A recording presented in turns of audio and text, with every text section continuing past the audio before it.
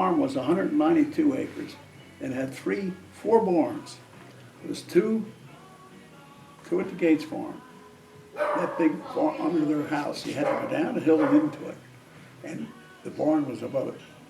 And then over to the other farmhouse at Elk Mills where the quarry is, there was two barns there. And they were connected together with a hay loft. They were tied together. And the one on the left, they kept the horses in, 18 head of horses. And the one on the right, they kept the... So the farm was on both sides of the road? Both sides. And on the farm where Gates lived is where we did most of the growing. Between that house and over to Fletchwood Road. I prowl all time and time again. I could make more speed than a man when I was 12 years, 13 years old. I'd get on that old tractor, it opened wide open, just had two bottom plows, 12-inch plows on the back, and here I come. When I got to the bottom of Fletchwood Road and I got to turn around, I'd trip the plows and see how quick I could turn that thing and trip them again, and here I'd go. Sort of a game, keep me alive. So I did that. So then over on the other side was all pasture. See, they had that. I'm on it. You're coughing up. So about how many cows? Something like 118 total between the two places. Really? Yeah. Because, 60 or 70 at each place. Mm-hmm. And over to the other farm where they had two silos. And the silos, we took corn, green corn, and we took it up there and ground it up and blew it up. And the juice would ferment and make like wine. And the cows would drink and get drunk. So I used to have to climb up the ladder and get in there and throw the silage off to feed all the cows. So what would happen, you got down to the ground level, and then you went down below it. So one morning I crawled down in there, it was dark, and I crawled down in there and something went up my pant leg.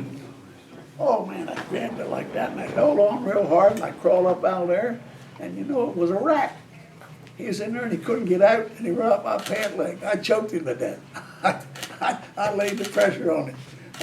But that's what you had to do. You had to go to the top, take all the insulins and throw it out. And as you went down, you had doors you could take out, you see. So they had two of those silos over at the other place. But I don't know of any silo at all that was on this place when I grew up here. Mm-hmm. That silo right there.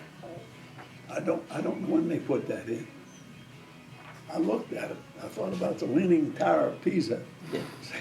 That might have been 20th century edition. Yeah. And they've modified it because, like I said, they put staunches in. We call staunches the thing that goes around the cow's neck. Mm-hmm. And they put that in later on that other side. But that was all box stalls because we kept young cows that's growing up and a young bull. So was there a place where you put the cows to have calves? Yeah, in them box stalls. Okay. Who was your vet? There was an old man named Mackey. he was a veterinarian, and I think they know a little bit about artificial insemination, but it was costly. Simple, just you had the feed, you had the corn, had the hay, just keep a bull around. And one time, the bull got after Jim Guyverson, and he just barely got over the gate, got over the fence, and the bull almost got him. He went in the house, got a big rifle, come out and shot the bull and killed him. So we drug him in, hauled him up, skinned him and gutted him, and we had a lot of beef. We had a lot of meat to eat, and every year we killed. Well, how'd you keep it? Well, you did. You put it upstairs in the attic, and it was pretty cold in those days in the winter. And I'll say this too.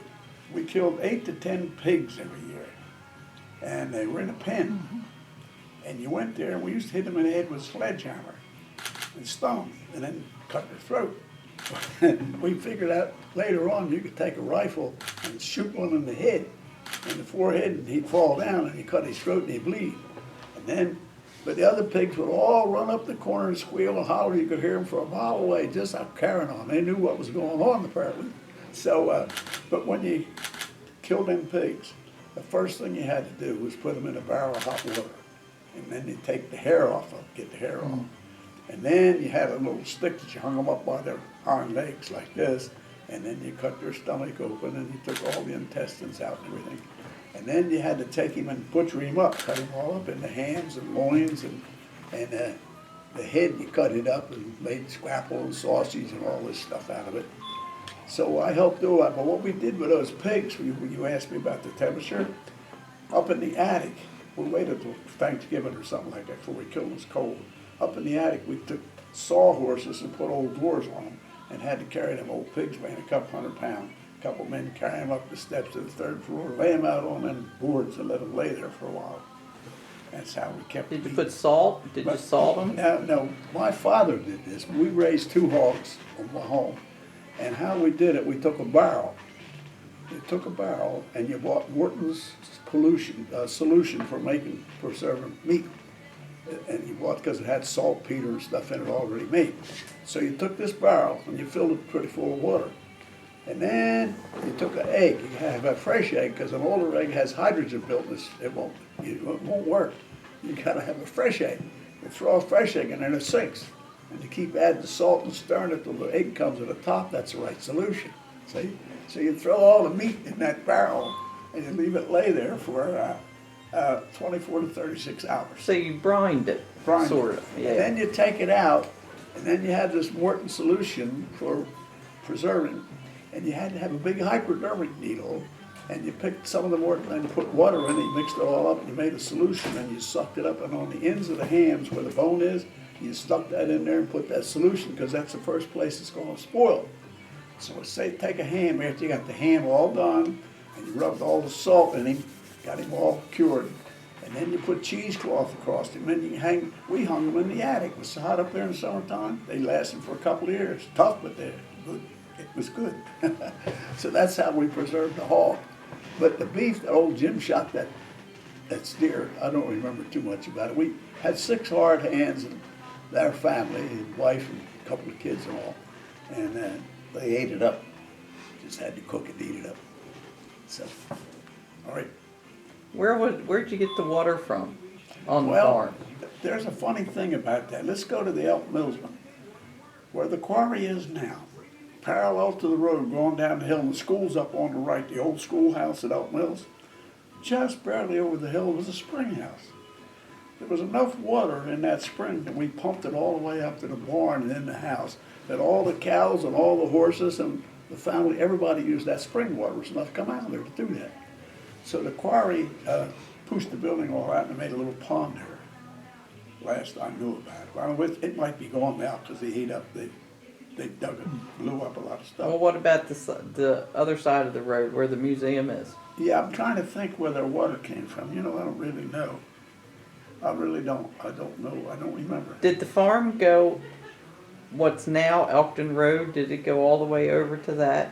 It started where it started. When you go over 95 and you get to the bottom of the hill and you start back up toward the Gates Farm, right at the crown of the hills is the line.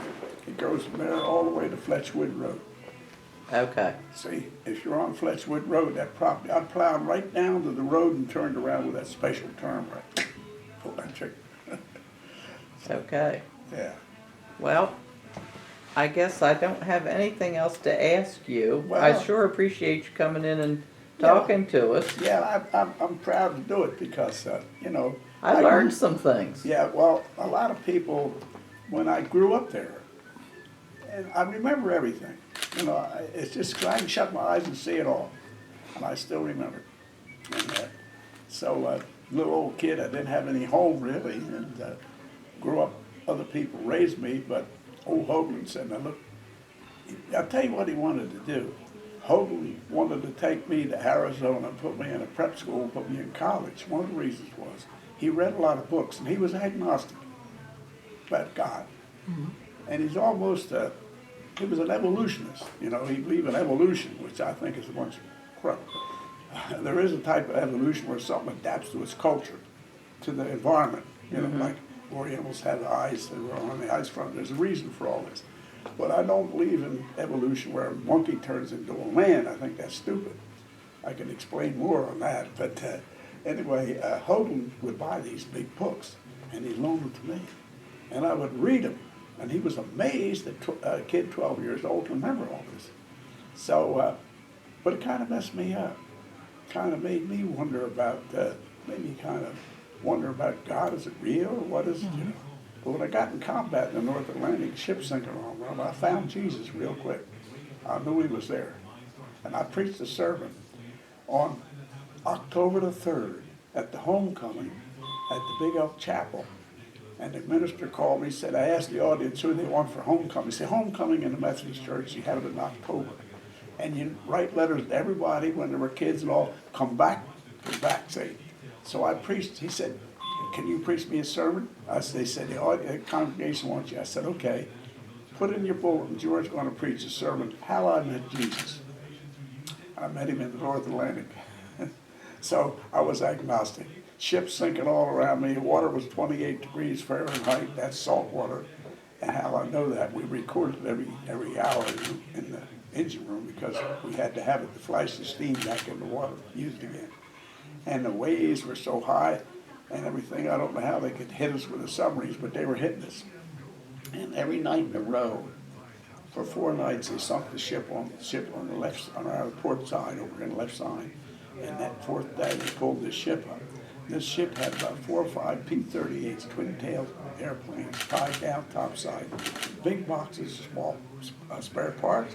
And that ship had she'd been a whaler, a British ship and a whaling vessel, and they could drop the fantail, pull a whale in, cut him all up and melt him and stick him in the tanks.